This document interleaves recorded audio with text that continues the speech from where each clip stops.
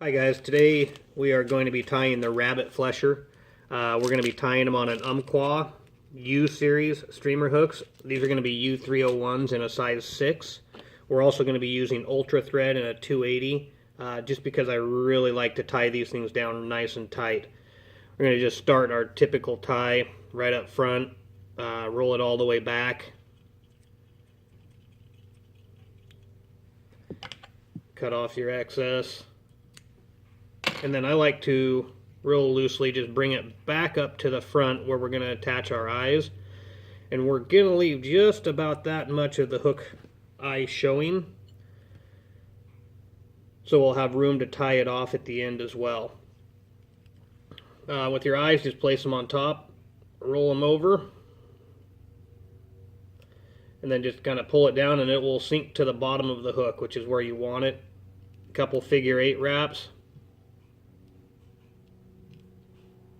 If it does pull up, just move it back down. And then, like I said, just a couple figure 8 wraps and you should be good. I like to make a couple wraps in front and then just a couple wraps in back, just to nice and lock it down nice and good. Then once again, just take your thread all the way back, just about to the bend in the hook. Take your rabbit strip. You're going to want the tail is going to be about approximately twice the length of the hook shank. So just kind of eyeball that, strip your rabbit fur back, make a couple loose tie down wraps without giving it any tension. You want to be very careful right here, because if you put too much pressure on it, you're going to slip the tail to one side or the other, and then you're going to have an off balance fly. So just make sure it's looking good where it's at before you start cinching it down. And then, as always, just pull either straight down or to the side, holding the material firmly in place. That way it does not strip down to the side. And we'll give it probably 2 good tight wraps right there.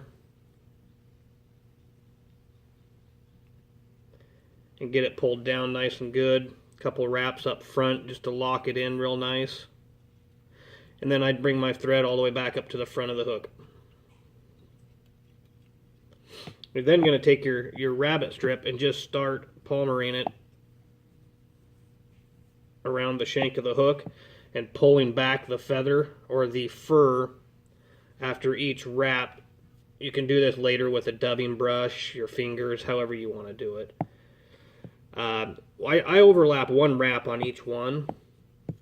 That way I know I'm getting plenty of material and I'm not going to have a bald fly.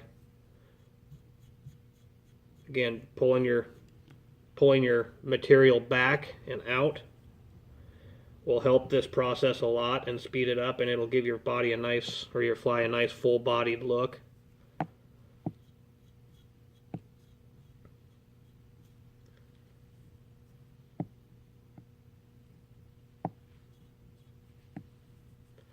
So we got about 3 more wraps here and we should be ready to tie this one off.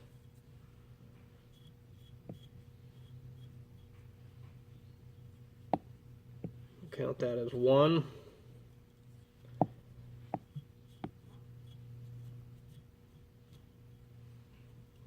2.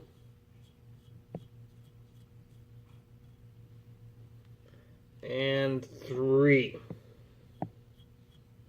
I think I'll make 1 more just for good measure there. Sitting up just a little bit above the eyes, but I think that'll be okay. Just take your thread at that point. Let's go ahead and just lock it down right where it's at. This is where that 280 thread comes in handy. You can really put some pressure on this and lock your material down, because it's kind of a bulky fly to tie.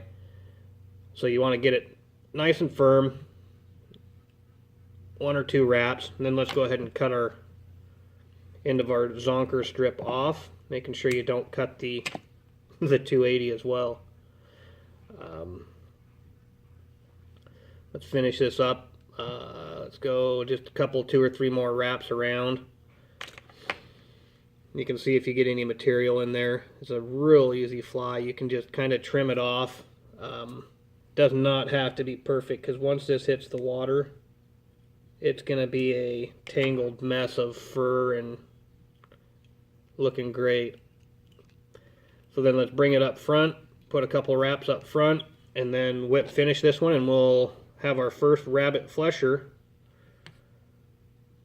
tied for the day. 2, 3, 4. I think anything more than 4 is an overkill on your whip finisher. Give it a couple good pulls. Trim it off. There you go. You can see how everything looks on the fly. Tail, everything's going to work good. Let's grab some head cement real quick.